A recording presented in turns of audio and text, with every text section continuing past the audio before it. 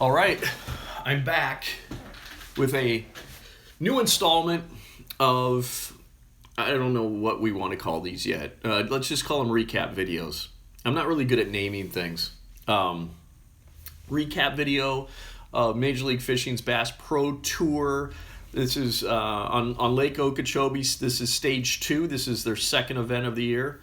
And this was Group A today. So this is a qualifying round.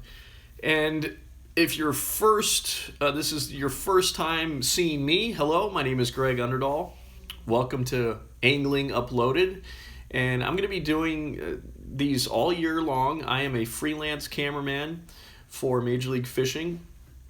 And I'll just be kind of giving you a recap of my day on the water.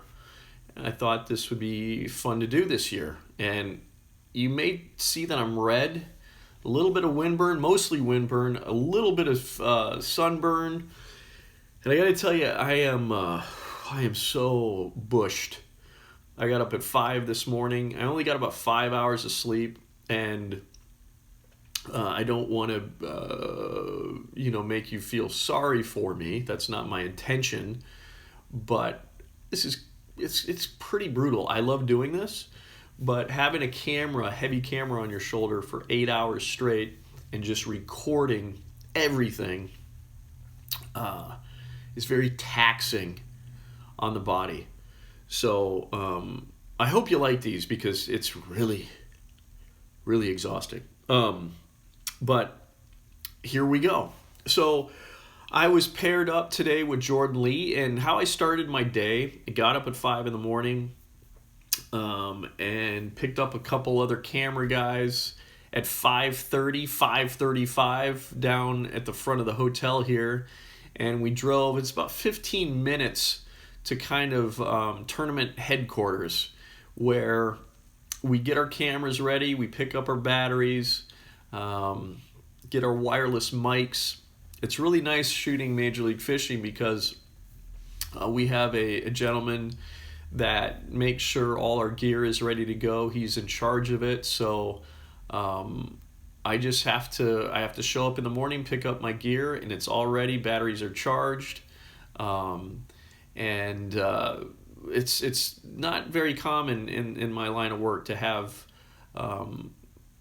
the equipment taken care of so well. So it's very appreciated. So I've got like a boat bag. I put all my gear in, my batteries, my lunch, and I have that, and I have my camera. I'm like decked out in rain gear, and because it's been rough out on Lake Okeechobee, and whenever it's rough, of course, bass boats aren't the best in rough water, so you get wet a lot. So also put a rain cover on my rain gear on my camera as well. So I take my camera and my camera bag, and I go outside, and I wait for my angler, who is Jordan Lee, to come in his vehicle. Come in his vehicle. What am I talking about? In his truck. He's pulling his boat because the conditions have been so rough this tournament.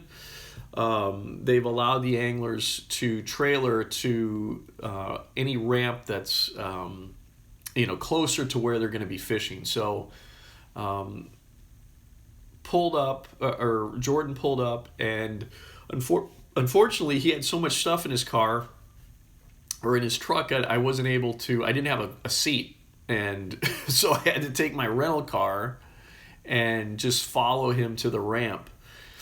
And so let's see. So we went to the ramp, and I have notes here because I'm getting old. And I'm gonna get my Gatorade here because I'm parched. I'm dehydrated. I have a little bit of a headache going on. And so we get to the ramp. I don't know. It was like maybe 30 minutes away. Got to the ramp. So how it works with Major League Fishing, you basically start at like 7:30 as far as you kind of have a ride around period but the tournament, to basically get to your area, I should say. So that 7:30, you get to your first fishing area. Lines in are at 8 o'clock. So I think we got to the ramp. It was, I think maybe, let me think about this. It's probably around like 7, and it was the weather was different today. It was sunny out, but it was still windy. Maybe it was a little less windy, but it was cold. It was cold today. It was colder this morning. It was like 48 this morning, and there was a time where I was thinking maybe I didn't have enough clothes. I didn't have enough layers, but luckily the sun came up and it got warmer, so that was good. So let's see, 7:30. We took off and got to the Jordan's first spot. Before I get to that, though, one of the things that I noticed when I got into Jordan's boat this morning was he. Let me look at my notes here just to make sure I'm not forgetting anything. Yeah. So the first thing I noticed on the bow, basically to the right of his fish finder, he had a motivational quote. And this is what it said. It said, practice like you've never won, perform like you've never lost. So that's right there. He's got his graph here, and right here it says that. It says practice like you've never won, perform like you've never lost. So words of motivational wisdom there as he's competing throughout the day. Pretty cool to see that. I don't know if you could pick that up on the live stream or if he's ever talked about that before, but I thought that was pretty cool. These were absolutely brutal fishing conditions today. And Jordan was, I think Jordan, the first fish that he caught, it wasn't a scoreable bass. He caught it on a Carolina rig. And I was kind of surprised to see that.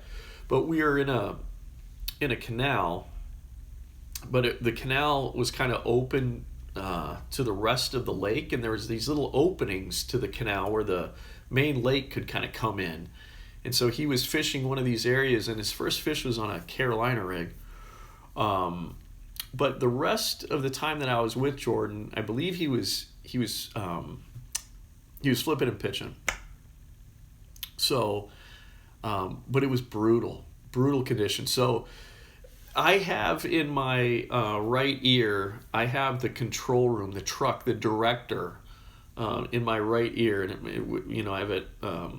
What am I trying to say? Earphones in. You know what I'm saying?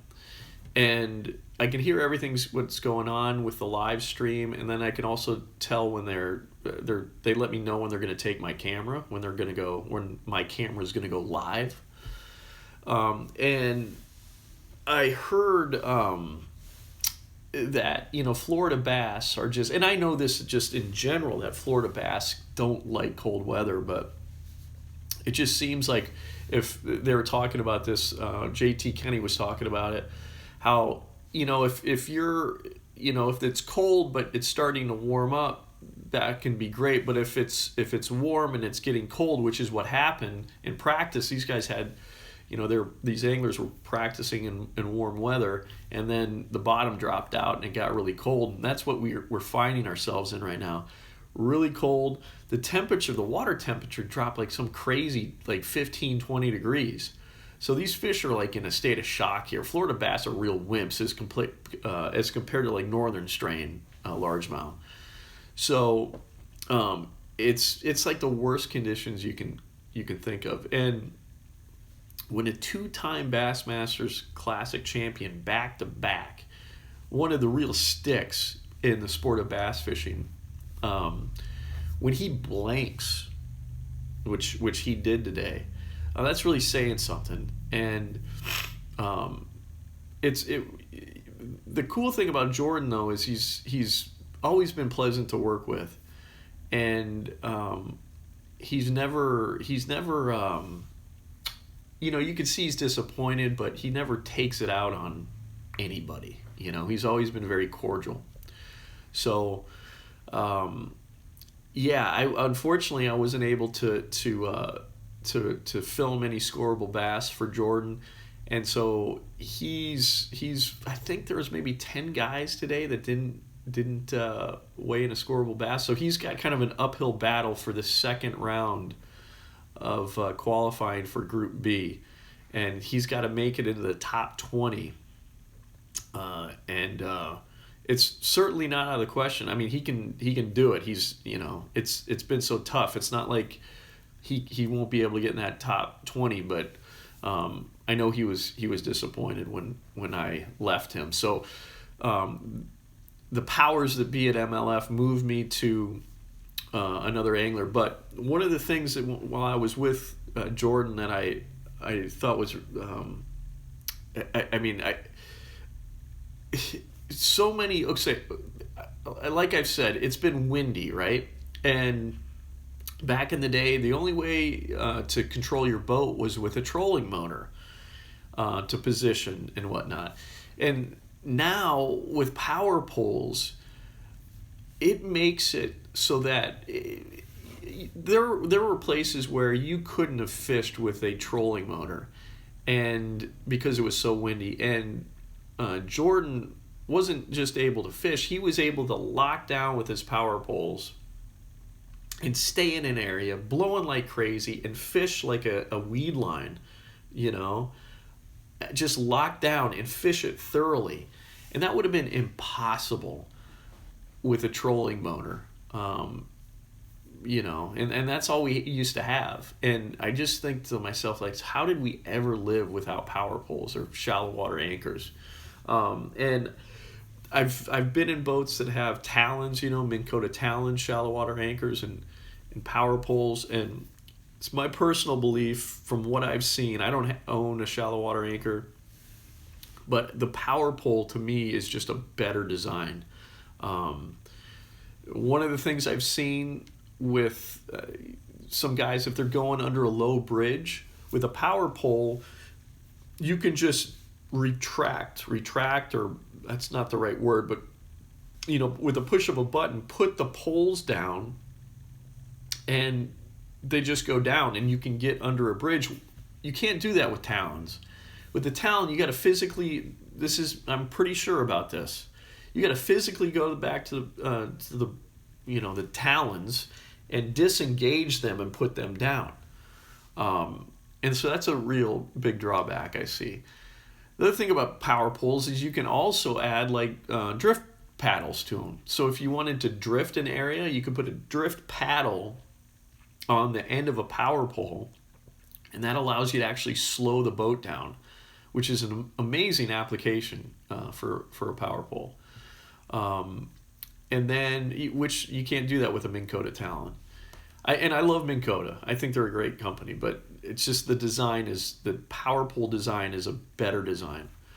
The other thing too is I've heard with power poles is that because it's like a telescopic system, is that you punch down into the bottom, you're going into mud. When you retract the talon, you can get mud and stuff that'll go up into the unit and sediment, and it can kind of mess things up. So the other thing too is talons seem noisier.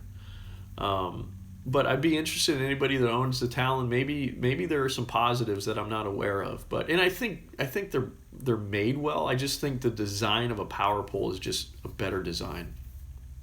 So with that being said, I just thought about that, just how great shallow water anchors though are in general, just to hold you in a spot when it's windy and you could just thoroughly work an area.